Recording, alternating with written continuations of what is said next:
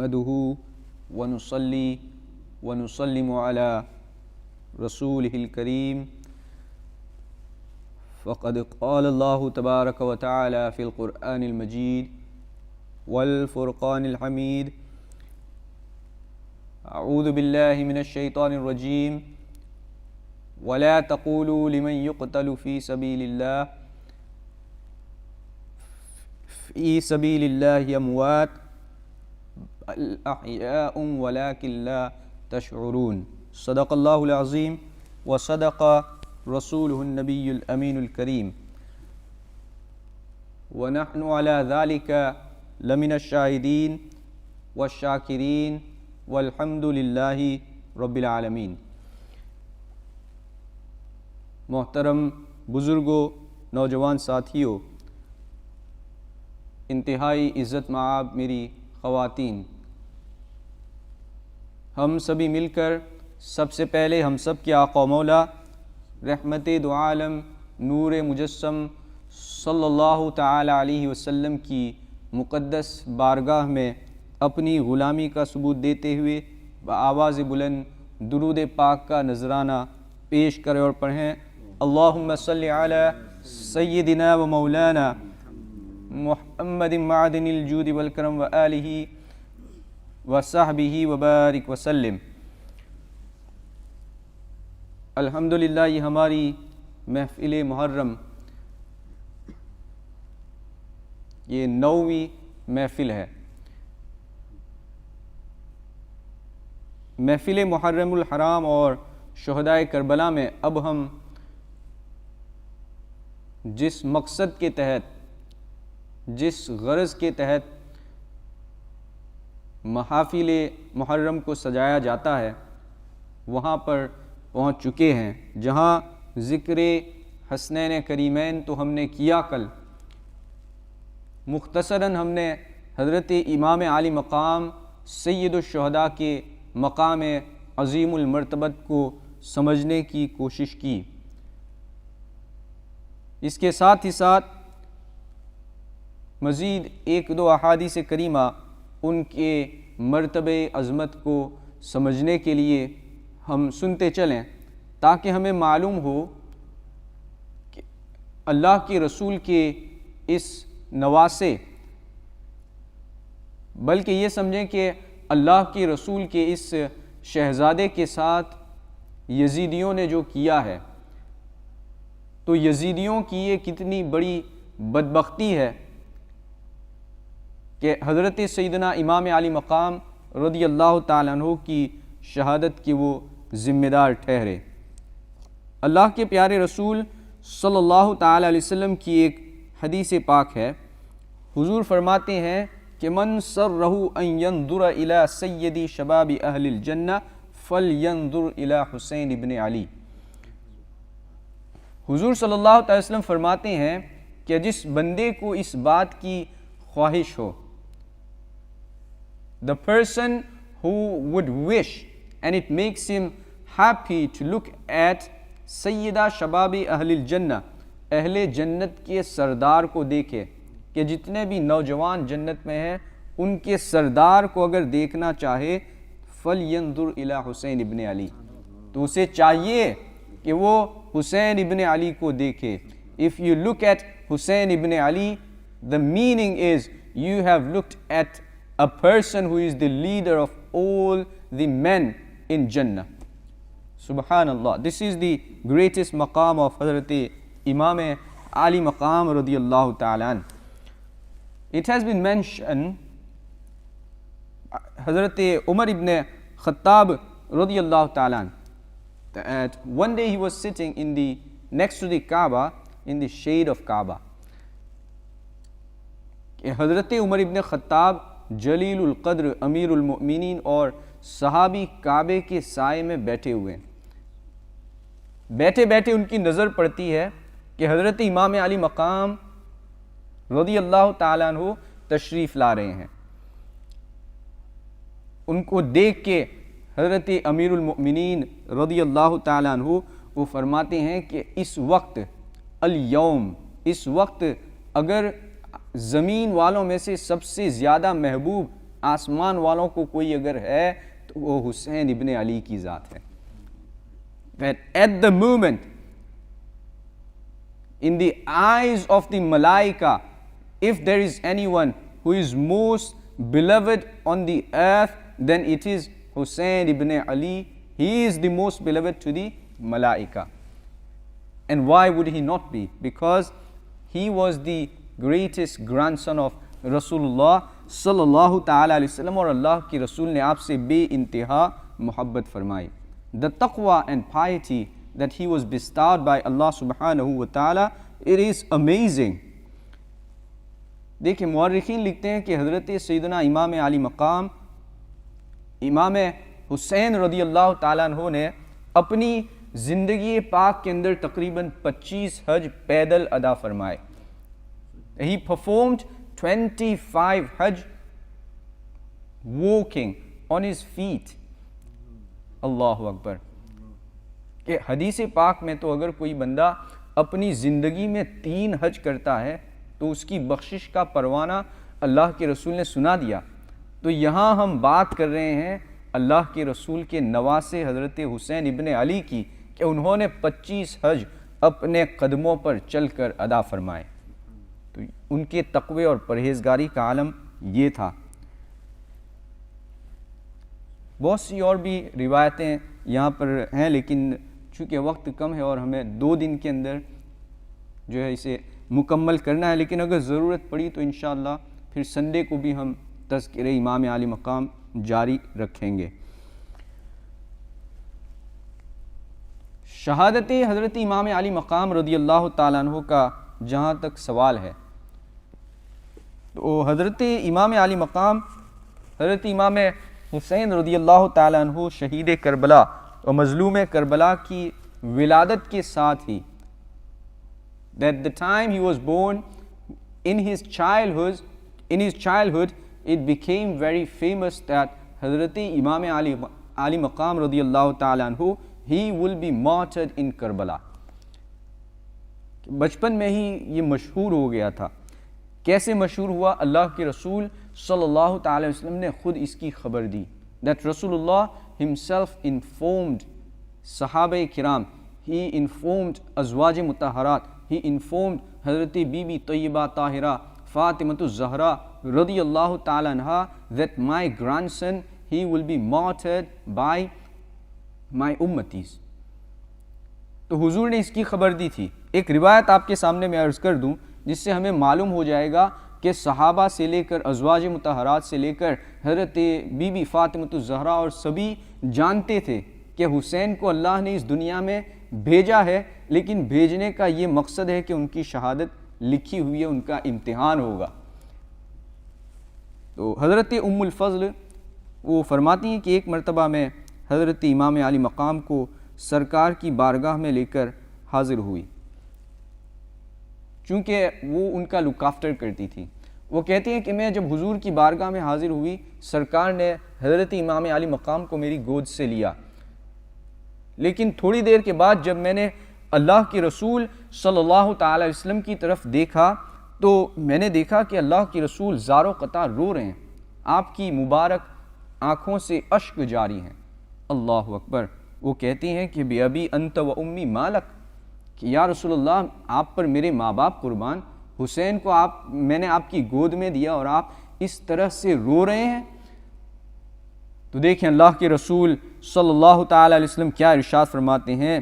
وہ کہتے ہیں کہ جبرائیل میرے پاس حاضر ہوئے، مجھے کہا کہ ان قریب آپ کے اس نواسے کو آپ کی امت شہید کرے گی. پھر حضور نے فرمایا دوسری حدیث پاک میں کہ میرے پاس ایک ایسا فرشتہ آسمان سے آیا کہ اس سے پہلے کبھی وہ زمین پہ نہیں آیا تھا. اس فرشتے نے مجھے حسین کی شہادت کی خبر دی. پھر اللہ کے رسول صلی اللہ تعالی علیہ وسلم سے ترمذی شریف میں حضرت ام سلمہ کی روایت موجود ہے. وہ کہتے ہیں کہ اللہ کے رسول صلی اللہ تعالی وسلم نے مجھے ایک شیشی دی. Prophet علیہ الصلوۃ والسلام he gave me a bottle. That bottle contained some soil. Prophet said to me, رسول اللہ صلی اللہ تعالی وسلم نے حضرت ام سلمہ ام المؤمنین سے فرمایا کہ ام سلمہ یہ مٹی جب سرخ ہو جائے تو سمجھ لینا کہ میرا نواسہ حسین شہید کر دیا گیا۔ اللہ اکبر۔ تو حضور صلی اللہ تعالی وسلم اور صحابہ کرام اس کو بخوبی جانتے تھے۔ اخیر میں ایک اور روایت میں عرض کروں جس سے بالکل یہ واضح ہو جائے گا کہ کس طرح سے حضرت امام علی مقام کی شہادت مشہور تھی اور لوگ اس کو جانتے تھے۔ حضرت مولا کائنات مولا علی کرم اللہ تعالی وجہہ الکریم، حضرت علامہ صدر الافاضل فخر الاماثل اسے اپنی کتاب میں ذکر کرتے ہیں مستدرک کے حوالے سے۔ وہ کہتے ہیں کہ حضرت سیدنا مولا کائنات علی مشکل کشا شیر خدا رضی اللہ تعالیٰ عنہ ایک مرتبہ صفین کے موقع پر آپ گزر رہے تھے، سفر میں تھے، راستے میں ایک مقام آیا جسے نینوا کہا جاتا ہے۔ یہ نینوا وہی ہے کہ جس کی نسبت سے محدث حضرت امام نینوی ان کو وہ وہیں کے تھے۔ اس کے ساتھ وہاں پر حضرت یونس علیہ السلام کا مزار مبارک بھی ہے۔ حضرت علی رضی اللہ تعالیٰ عنہ نے وہاں پہنچ کر اپنے ساتھیوں کو حکم دیا کہ راستے میں نہر فرات کے قریب رکنا ہے۔ صحابی فرماتے ہیں ابو نعیم وہ کہتے ہیں، ابو نعیم وہ روایت کرتے ہیں اس کو، وہ کہتے ہیں کہ جب حضرت مولا کائنات رضی اللہ تعالیٰ عنہ نہر فرات کے کنارے جہاں اس وقت کربلا معلیٰ ہے وہاں پہنچتے ہیں تو وہاں پہنچنے کے بعد اپنے ساتھیوں کو حکم دیتے ہیں کہ یہاں رک جاؤ۔ سبھی ساتھی رک جاتے ہیں۔ حضرت مولا کائنات کربل کے میدان میں جاتے ہیں، وہاں جا کر اپنے ساتھیوں سے کہتے ہیں کہ یہاں پر اہل بیت اطہار کے خیمے ہوں گے، یہاں پر ان کی سواریاں ہوں گی، یہاں پر اہل بیت کا خون بہایا جائے گا، اور زار و قطار حضرت سیدنا مولا کائنات حضرت مولا علی کرم اللہ تعالی وجہ الکریم رونے لگتے ہیں۔ اس سے معلوم ہوا کہ آپ کی شہادت مشہور تھی، سبھی جانتے تھے، لیکن سوال ذہن میں یہ پیدا ہوتا ہے کہ پھر اللہ کے رسول صلی اللہ تعالی علیہ وسلم نے یا پھر مولا کائنات نے یا پھر حضرت سیدہ طیبہ طاہرہ حضرت زہرا نے ان کے لیے دعا کیوں نہیں کی؟ ایسی دعا کرتے حضور کے جو ہے حسین کو بچا لے۔ تو سب سے پہلے تو ہمیں یہ جاننا ہے کہ کربل کی جو جنگ تھی، جنگ کربلا جو تھی وہ کوئی مارکا نہیں تھا، بلکہ وہ حق و باطل کی جنگ تھی۔ وہاں حضرت امام علی مقام کا امتحان تھا، وہاں حضرت امام علی مقام رضی اللہ تعالیٰ عنہ کی وہ قربانی پیش کی جانے والی تھی کہ جس قربانی کو رہتی دنیا تک یاد کیا جائے، وہ قربانی پیش کی جانے والی تھی کہ جس قربانی کے ذریعے اللہ کے رسول صلی اللہ تعالی وسلم جس دین کے ساتھ تشریف لائے تھے اس دین کی صحیح جو شکل ہے وہ ہم تک پہنچے۔ اس قربانی کا یہ مقصد تھا۔ تو امتحان کی جب بات آتی ہے تو پھر ماں باپ یہ دعا نہیں کرتے کہ اللہ میرے بچے کو امتحان سے بچا لے، بلکہ ماں باپ یہ دعا کرتے ہیں کہ اللہ میرے بچے کو امتحان میں کامیابی عطا فرما۔ اور یہی اللہ کے رسول صلی اللہ تعالی وسلم کا معمول تھا کہ حضور دعا فرماتے حسین کے لیے تو پھر حضرت امام علی مقام کی استقامت کی دعا کرتے، حضرت امام علی مقام کے لیے صبر کی دعا کرتے۔ That it was written by Allah subhanahu wa ta'ala that Hazrat Sayyidina Imam Ali Maqam radiyallahu ta'ala anhu, he had to be martyred in Jang-e Karbal at the place of Karbala. Rasulullah sallallahu ta'ala wasallam pre-told about this event, and Prophet sallallahu alaihi wasallam every time he made dua for the istiqamat of Hazrat Imam Ali Maqam radiyallahu ta'ala anhu.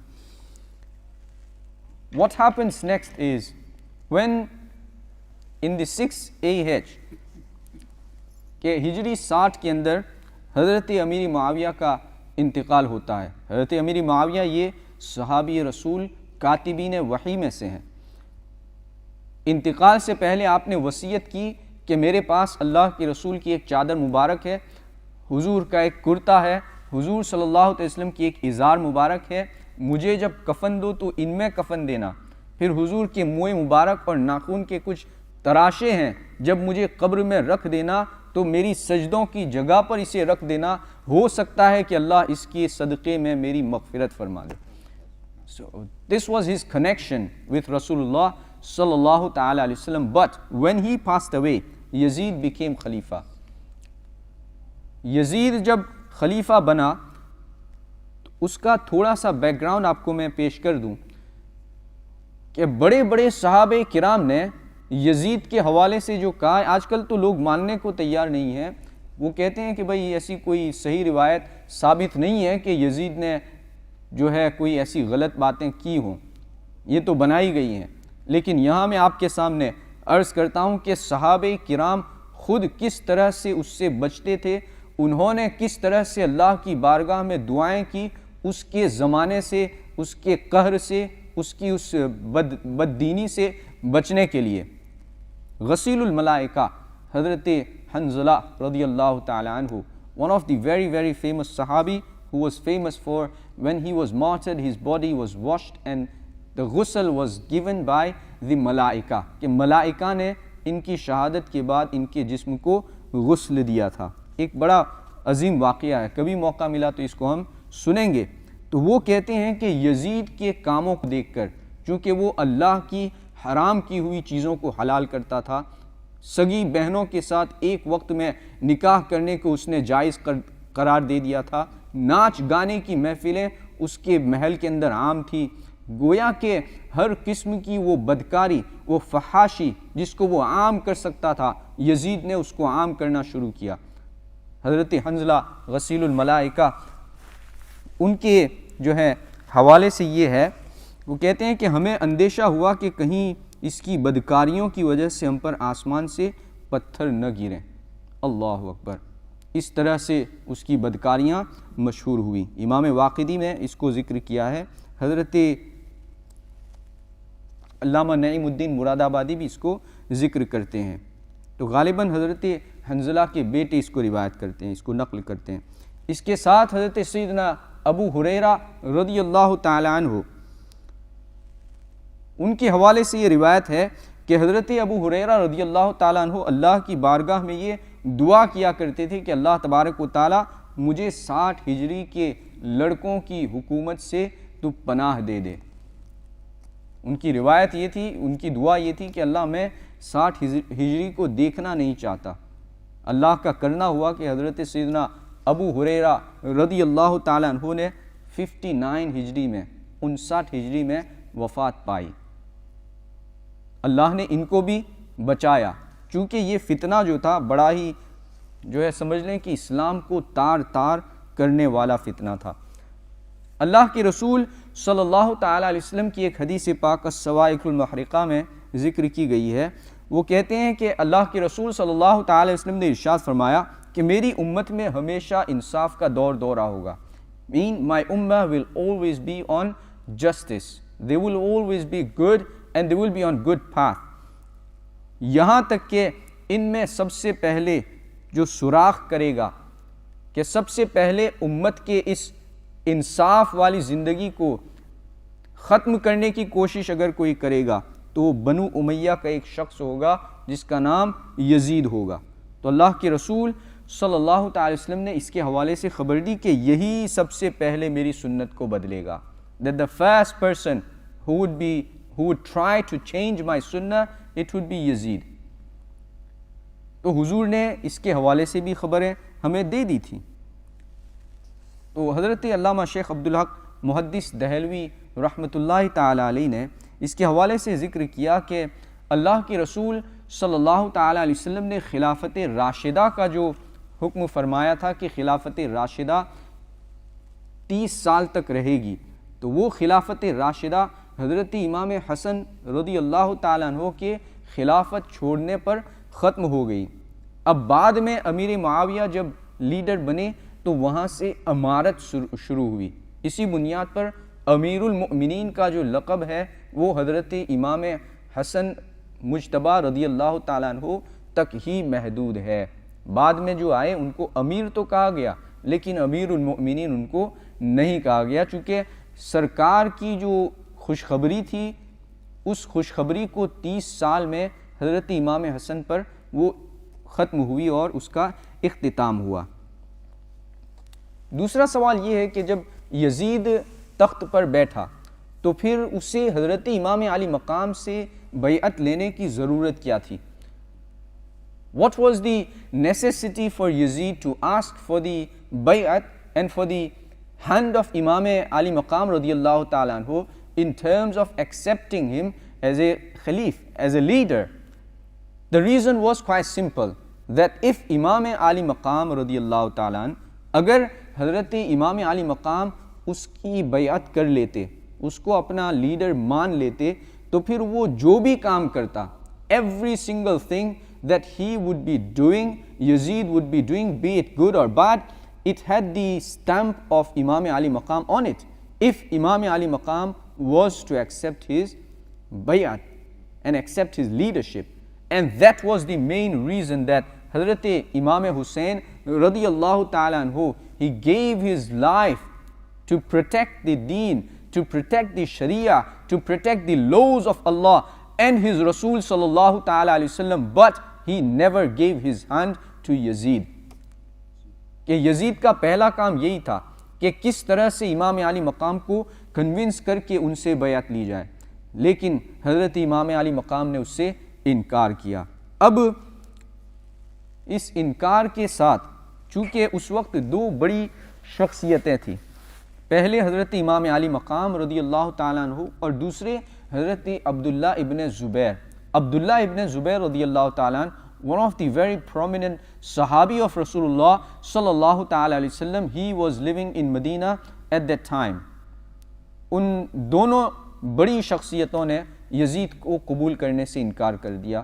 کیسے قبول کرتے کہ جو حضرت امام علی مقام جن کی تربیت اللہ کے رسول نے کی, جن کی دیکھ بھال اللہ کے رسول نے کی, جو نبی کو دیکھ کر پلے بڑے, انہوں نے دین کی, انہوں نے شریعت کی حفاظت نبی سے سیکھی, تو پھر جب شریعت کا مذاق اڑایا جا رہا ہو, جب احکام شریعت کے جو ہیں دھجیاں اڑائی جا رہی ہو, ایسے موقع پر حضرت امام علی مقام اس شخص کو کس طرح سے اپنا لیڈر مان سکتے ہیں؟ جو شرابی ہو, جو فحاش ہو, جو گیمبلنگ کرتا ہو, اس کو حضرت امام علی مقام کبھی بھی اپنا لیڈر نہیں مان سکتے. وہ جانتے تھے کہ اگر میں نے آج مان لیا تو پھر قیامت تک کے لیے اللہ کے رسول صلی اللہ تعالی علیہ وسلم کی شریعت کو مسخ کر دیا جائے گا, اللہ کے رسول کی شریعت, احکام شریعت کو بھلا دیا جائے گا. اس بنیاد پر حضرت امام علی مقام نے جیسے ہی یزید کا پیغام پہنچا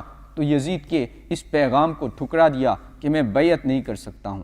ان کے دل میں آیا کہ اگر یزید کی بیعت میں نے ٹھکرا دی ہے اب, تو پھر میں مدینے میں ہوں, ہو سکتا ہے کہ یزید مدینے پر حملہ کرے, تو مدینے کی عزت کو بچانے کے لیے, اللہ اکبر, کہ اللہ کے رسول کے شہر پاک سے ان کو ایسی محبت تھی کہ وہ نبی کے شہر کے اندر کسی کے خون کا قطرہ گرانا نہیں چاہتے تھے. تو جس مدینے میں آپ کی ولادت ہوئی, جس مدینے کی گلیوں میں آپ چل کے کھیل کے بڑے ہوئے, جس مدینے میں اللہ کے رسول صلی اللہ تعالی علیہ وسلم حضرت امام علی مقام کو اپنے مبارک کاندھوں پہ بٹھا کر لے جایا کرتے تھے مسجد نبوی سے اپنے گھر, اب حضرت علی کے گھر سے مسجد نبوی, اس طرح سے اللہ کے رسول کے ساتھ انہوں نے اس مدینے میں زندگی گزاری. اب وہاں انہوں نے اپنا یہ معمول بنا, انہوں نے یہ ڈیسائیڈ کیا کہ اب یہاں سے مجھے جانا ہے, کہ مدینے میں کسی چیز کی بے حرمتی نہیں ہونی چاہیے.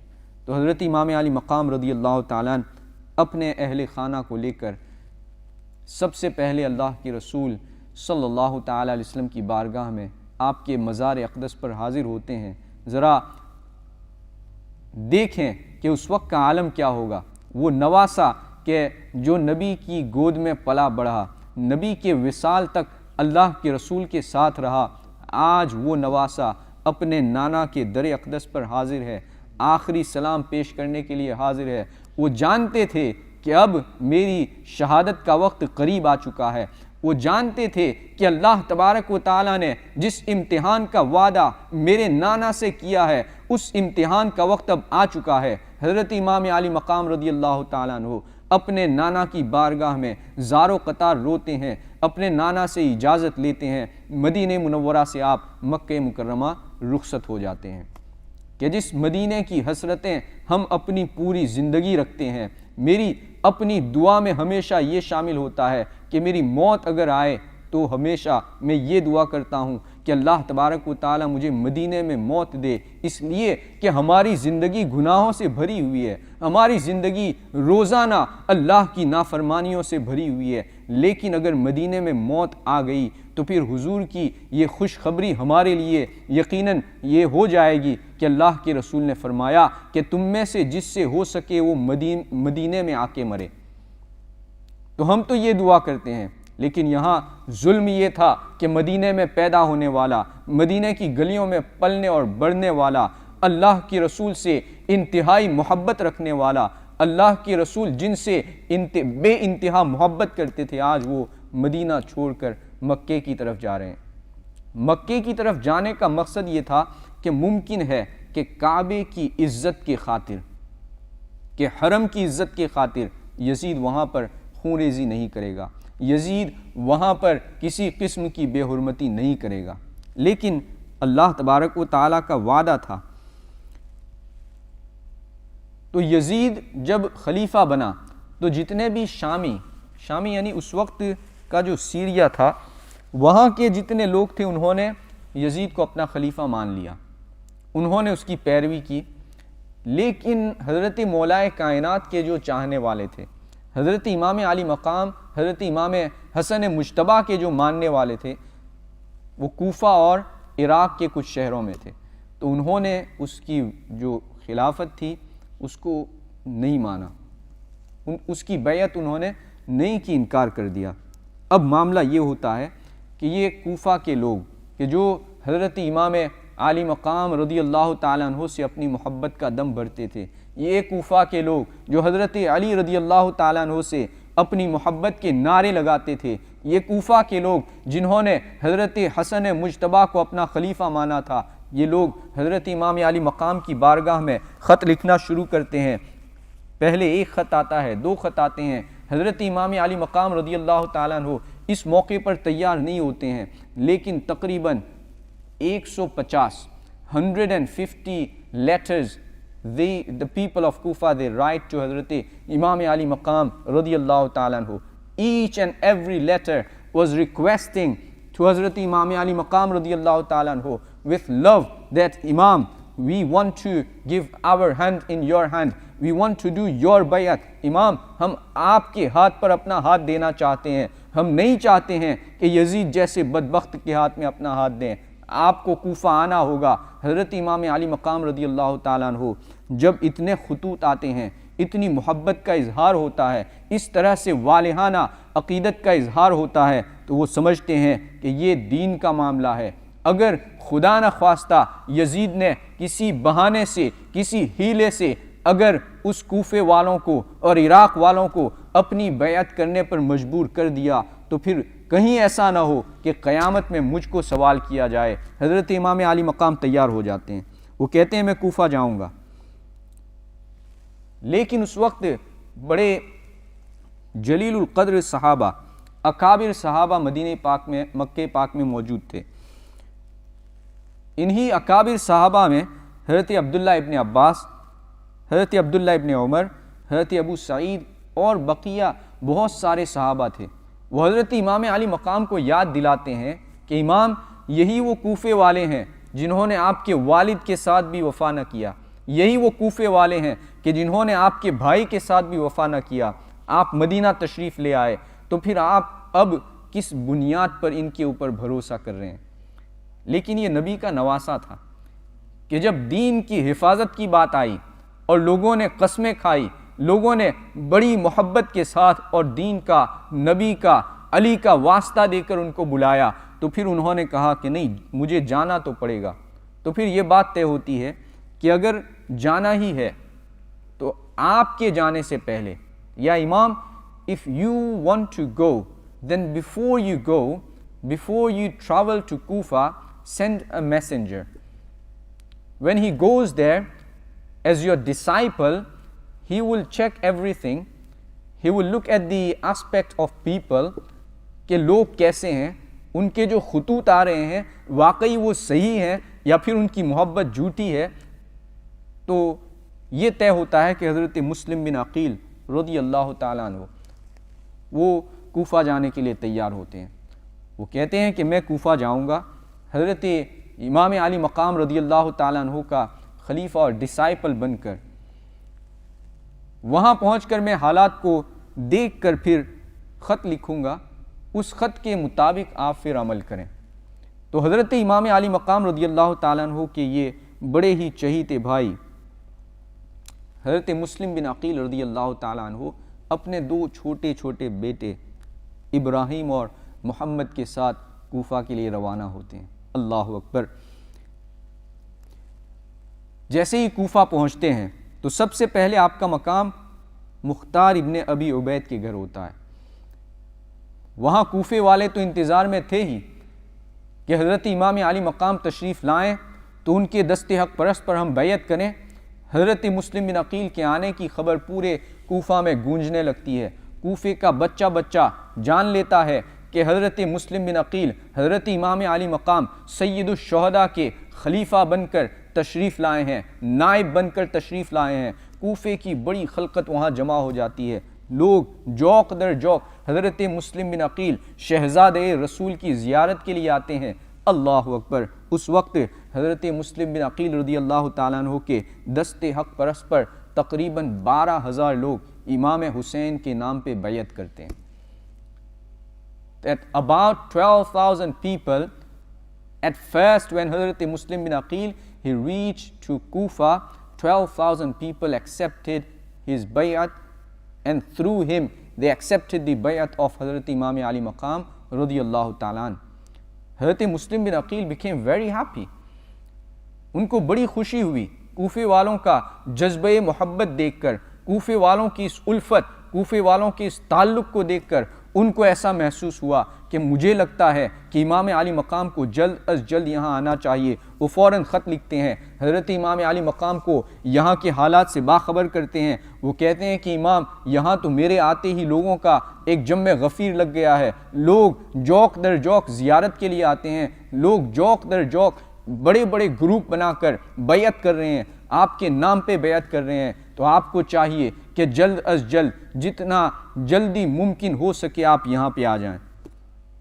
So حضرت مسلم بن Aqeel he writes a letter to حضرت سیدنا امام علی مقام رضی اللہ تعالیٰ عنہ informing him about what was happening in Kufa and how were the people of Kufa, they were showing their love to حضرت مسلم بن عقیل.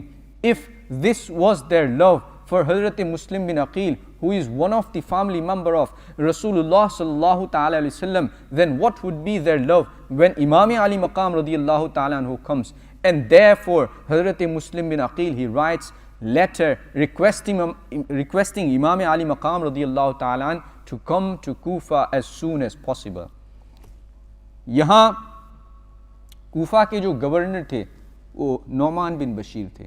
یہ بڑے ہی صالح, اہل بیت اطہار سے محبت کرنے والے, اللہ کے رسول صلی اللہ تعالیٰ علیہ وسلم سے محبت کرنے والے تھے.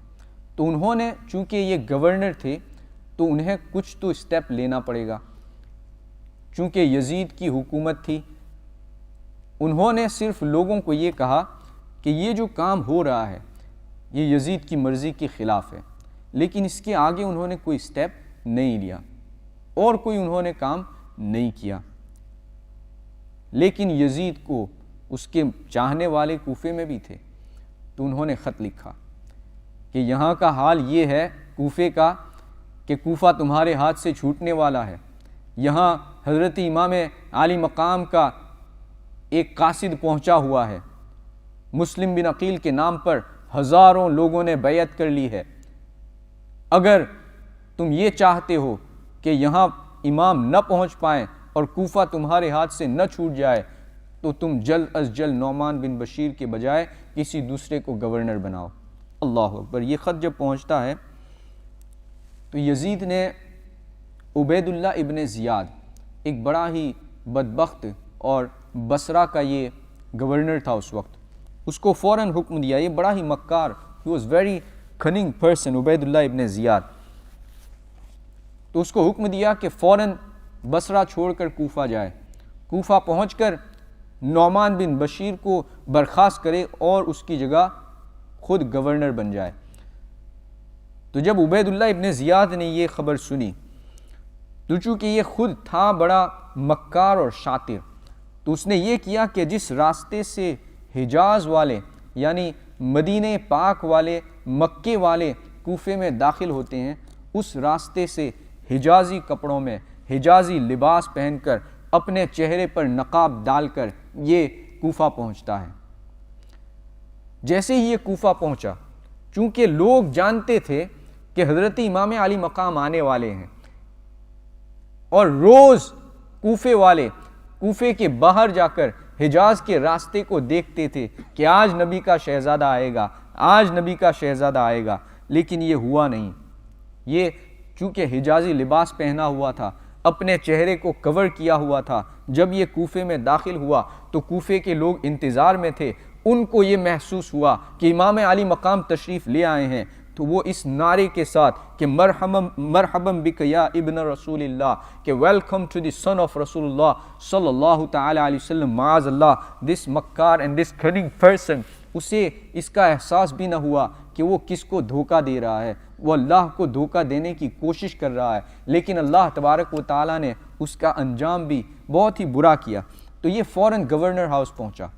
تو جب یہ گورنر ہاؤس پہنچا تب پھر لوگوں کو احساس ہوا کہ یہ تو حسین نہیں ہے، کیونکہ اگر حسین ہوتے تو پھر وہ اپنے بھائی مسلم بن عقیل کے پاس جاتے۔ تو جب لوگوں کو یہ احساس ہوا تو بڑے ہی مایوس ہو کر وہ واپس چلے گئے۔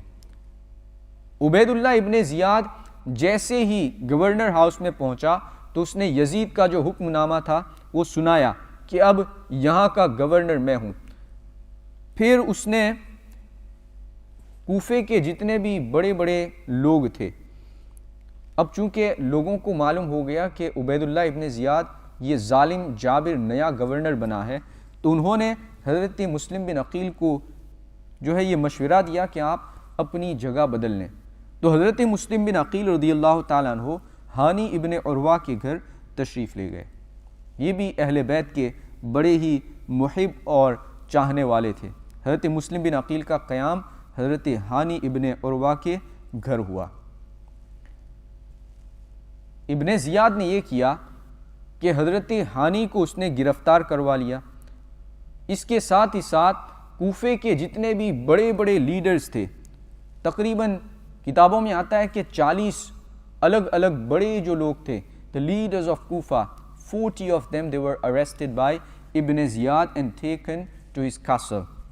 وہاں پہنچنے کے بعد پھر چونکہ یہ تو دھوکے باز تو تھے ہی، کوفی لا یوفی، تو حضرت ہانی چونکہ اللہ کے رسول صلی اللہ تعالی وسلم کے اہل بیت سے سچی محبت کرنے والے تھے، تو وہ تو پیچھے نہیں ہٹے، تو حضرت ہانی کو معاذ اللہ شہید کر دیا گیا، ان کو اس وقت ہی شہید کر دیا گیا۔ لیکن باقی جتنے کوفے کے بڑے بڑے لیڈر تھے ان کو قلعے کی دیواروں پر چڑھا کر جتنے بھی لوگ اس وقت موجود تھے،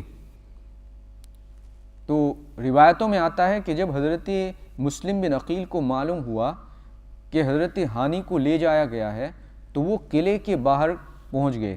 حضرت مسلم بن عقیل کے ساتھ تقریباً 40,000 کوفی جمع ہو گئے تاکہ جتنے بھی لوگوں کو گرفتار کیا گیا ہے انکلوڈنگ حضرت ہانی ان کو رہا کیا جائے۔ لیکن یہ لیڈر دیوار پہ کھڑے ہوتے ہیں، لوگوں کو، اپنے اپنے قبیلے والوں کو، اپنے اپنے ٹرائبز والوں کو وہ ڈرانے لگتے ہیں۔ وہ کہتے ہیں کہ اگر اپنی عافیت چاہتے ہو، اگر اپنے بچوں کی عافیت چاہتے ہو، اگر دنیا میں سکون سے جینا چاہتے ہو، اگر دنیاوی زندگی کو آرام عیش کے ساتھ جینا چاہتے ہو، اگر ہمارا تمہیں تھوڑا بھی خیال ہے تو پھر اپنے اپنے گھر چلے جاؤ۔ اللہ اکبر۔ انہوں نے جب دنیا کی باتیں سنی کہ دنیا میں عیش و آرام، دنیا کے جو ہے بڑی بڑی نعمتیں انہیں چاہیے، تو انہوں نے دھیرے دھیرے حضرت امام مسلم بن عقیل کو چھوڑنا شروع کیا۔ They started leaving those 40,000 people when they heard this call from their leaders from the top of the castle. They started leaving حضرت مسلم بن عقیل رضی اللہ تعالیٰ until it has been mentioned that when it was Maghrib time کہ جب مغرب کا وقت ہوا تو حضرت مسلم بن عقیل کے ساتھ جماعت کے اندر 500 لوگ شریک تھے. کتنے لوگوں نے بیعت کی؟ 12,000 لوگوں نے. 12,000 people they took the bayat, but after this incident there were only 500 people left at the beginning of Salah. And when Hazrat Muslim bin Aqil he completed his Salah, there was none other than Hazrat Muslim bin Aqil radiyallahu ta'ala. کہ جب آپ نے اپنی نماز ختم کی تو نماز کے شروع میں تو 500 تھے کہ 12,000 سے گھٹ کر 500 ہو گئے، لیکن جب آپ کی نماز ختم ہوئی، آپ نے سلام پھیرا تو یہ سارے کے سارے جنہوں نے 150 خطوط لکھ کر حضرت امام علی مقام کو آنے کی دعوت دی تھی، جنہوں نے حضرت مسلم بن عقیل کے دست اقدس کے اوپر حضرت امام علی مقام سے بیعت کی تھی، یہ سب کے سب وہاں سے بھاگ گئے. یہ دنیا کی لالچ میں، دنیا کی محبت میں، اپنے لیڈروں کی محبت میں حضرت مسلم بن عقیل جو نبی پاک کے شہزادے تھے ان کو چھوڑ کے چلے گئے. حضرت مسلم بن عقیل تنہا اپنے 2 بچوں کے ساتھ کوفے کی گلیوں میں چکر لگا رہے ہیں. جتنے دروازے ہیں سب کے سب دروازے اہل بیت کے اس فرد کے اوپر بند ہیں جنہوں نے بڑی محبت سے بلایا. اب انہوں نے اپنے دروازوں کو اس نبی کے شہزادے کے لیے بند کر دیے، حتیٰ کہ حضرت مسلم بن عقیل کو جب بڑی پیاس محسوس ہوتی ہے تو حضرت مسلم بن عقیل چلتے چلتے ایک بوڑھی کے گھر تک پہنچتے ہیں. وہ بوڑھی، وہ اولڈ لیڈی اپنے گھر کے باہر بیٹھی ہوئی تھی. حضرت مسلم بن عقیل اس سے کہتے ہیں کہ تھوڑا پانی پلا دو، مجھے پیاس لگی ہے. وہ پوچھتی ہے آپ کون ہیں؟ اللہ اکبر. حضرت مسلم بن عقیل اس بوڑھی ماں سے کہتے ہیں کہ میں اہل بیت کا شہزادہ ہوں، میں وہ ہوں جسے حسین نے اپنا قاصد بنا کر بھیجا ہے، جس حسین کو میں نے خط بھی لکھ دیا ہے کہ اب کوفہ چلے آؤ. لیکن کوفہ والوں نے اپنے دروازے، اپنے گھروں کے دروازے مجھ پر بند کر دیے ہیں. اللہ اکبر. حضرت مسلم بن عقیل کو وہ پانی دیتی ہے، اپنے گھر میں بلاتی ہے، اور اس کے بعد پھر حضرت مسلم بن عقیل وہاں پر تھوڑی دیر آرام کرتے ہیں. انشاءاللہ اس سے آگے کا جو حضرت مسلم بن عقیل کی شہادت کا جو واقعہ ہے ہم کل اس کو سماعت کرنے کی کوشش کریں گے. اگر موقع رہا تو کل انشاءاللہ عصر سے مغرب تک تو بیان ہوگا ہی، لیکن مغرب کے بعد بھی ہم بیان کے ساتھ ساتھ انشاءاللہ جو ہے تھوڑا سا منقبت کا پروگرام ہوگا، پھر ختم شریف کا بھی پروگرام ہوگا. تو آپ سبھی سے گزارش ہے کہ جس طرح سے آج ہم یہاں جمع ہوئے، اس طرح سے ہم اہل بیت اطہار کا یہ دل کو ہلا دینے والے واقعات کو سننے کے لیے، اس سے اپنے دلوں کی گندگی کو دور کرنے کے لیے جمع ہوئے ہیں. اسی طرح سے کل بھی آپ ہمارے ساتھ عصر کے بعد بھی اور پھر مغرب کے بعد بھی شریک ہوں، تاکہ ہم اس مکمل واقعے کو سن کر اپنے دلوں کو محظوظ کریں. محظوظ کرنے کا مطلب یہ ہے کہ اپنے دلوں کو اس واقعے سے صاف اور پاک کریں. اللہ تبارک و تعالی اپنے حبیب کے صدقے میں آج کی ہماری اس محفل پاک کو قبول و مقبول فرمائے. اپنے پیارے رسول صلی اللہ تعالی علیہ وسلم کے صدقے میں جتنے بھی ہمارے بھائی بہن آج اس مجلس میں شریک ہوئے ہیں ریسیور کے ذریعے یا یوٹیوب کے ذریعے، رب تبارک و تعالی ان سبھی کو اجر عظیم عطا فرمائے، ان کے گھروں پر اپنی بے انتہا رحمتوں کا نزول فرمائے.